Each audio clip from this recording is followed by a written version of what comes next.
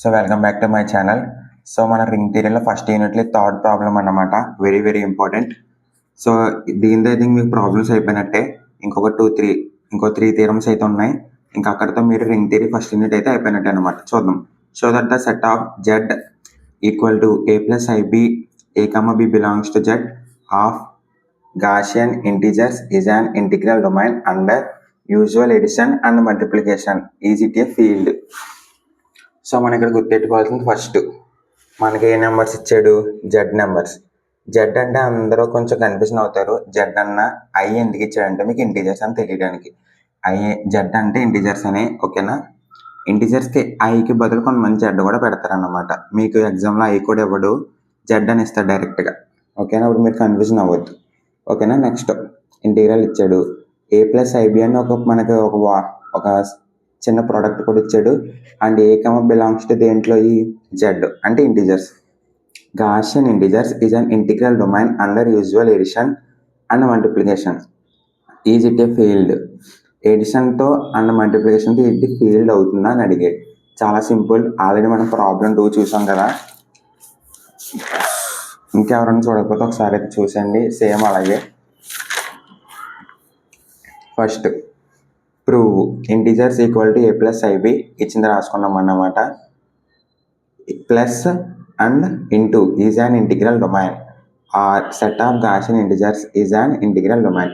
అది ఇచ్చింది రాసాం. ఇగో Gaussian integers is an integral domain, అదే రాసాం అన్నమాట. నెక్స్ట్ విత్ రెస్పెక్ట్ టు ప్లస్తో మనం ఎబిలియన్ గ్రూప్ అని ప్రూవ్ చేయాలి. ఆల్రెడీ మనకు తెలుసు కదా రింగ్ ఎలాగో, క్లోజర్లా. సో నేనైతే 2 తీసుకున్నాను అనమాట. X equal to A1 plus I B, Y equal to A2 plus IB2.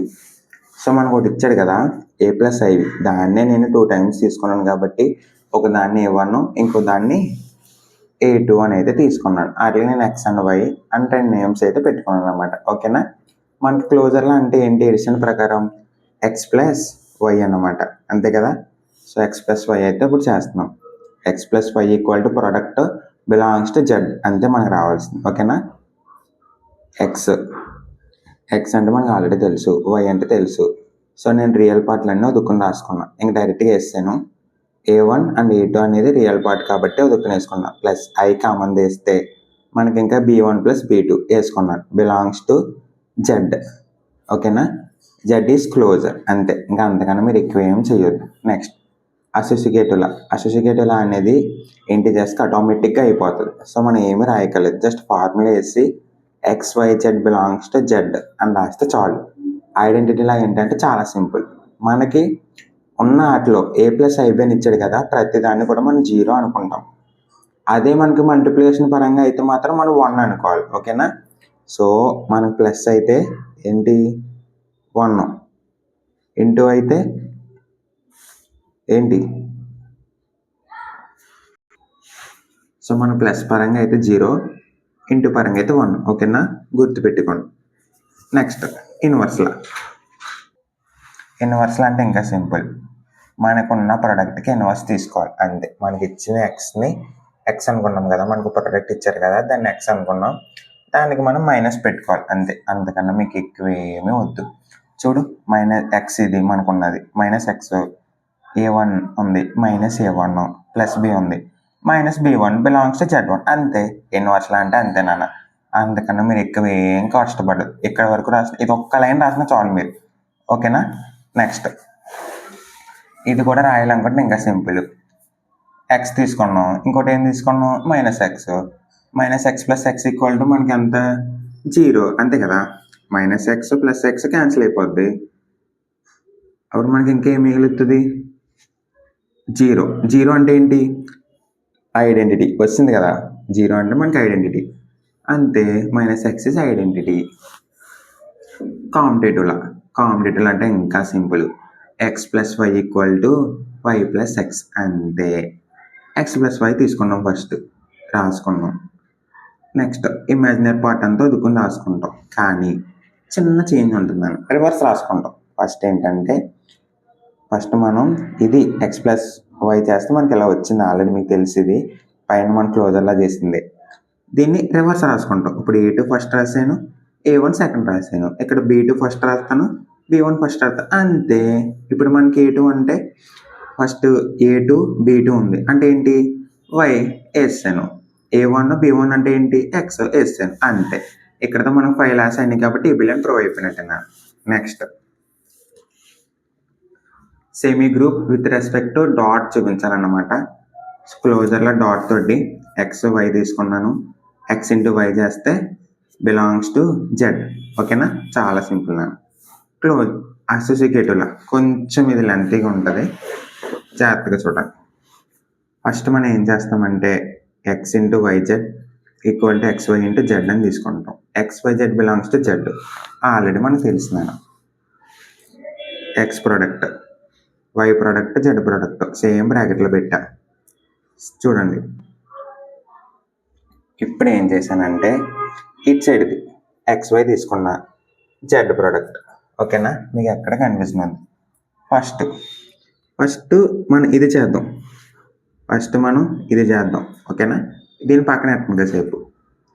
చూడండి ఇది తీసుకున్నా, A2 A3 రియల్ పార్ట్ వదుకుని రాసుకున్నా, ఐ పక్కన ఎట్టండి.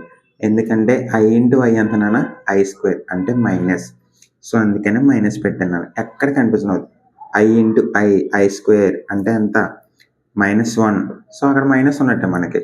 సో మైనస్ పెట్టి B2 B3 రాసాం. ఓకేనా నాన్న.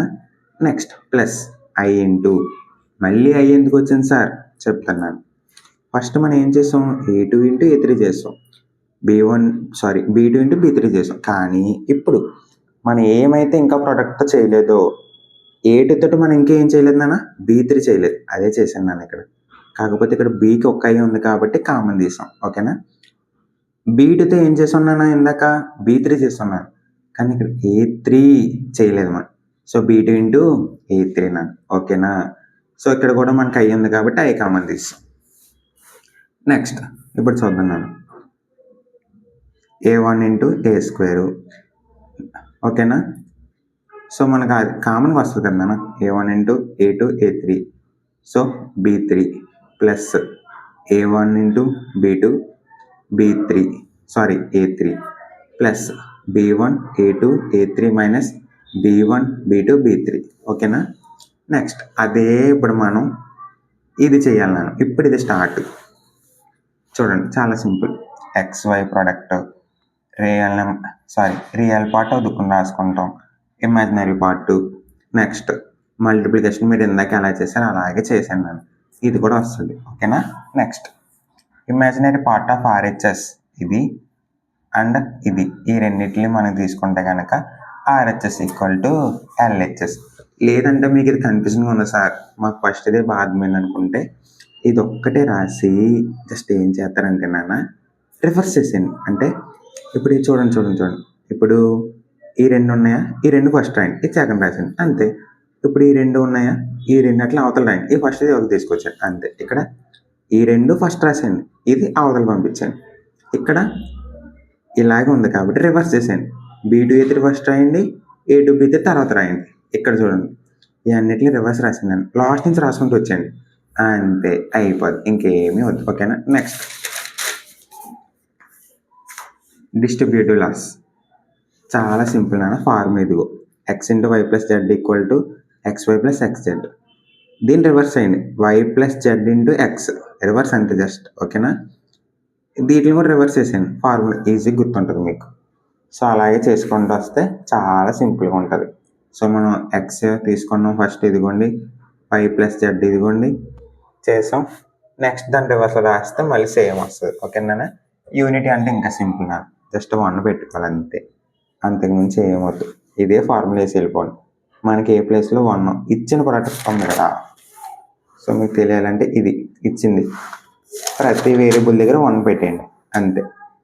పెట్టేసానా, ఏ పెట్టాను బి దగ్గర మాత్రం 0 ఎందుకు పెట్టారు సార్ అంటే మీరు 1 పెట్టుకున్న ప్రాబ్లం ఏమి ఉండదు. ఓకేనా, అంతేనా, ఇంకేమీ వద్దు.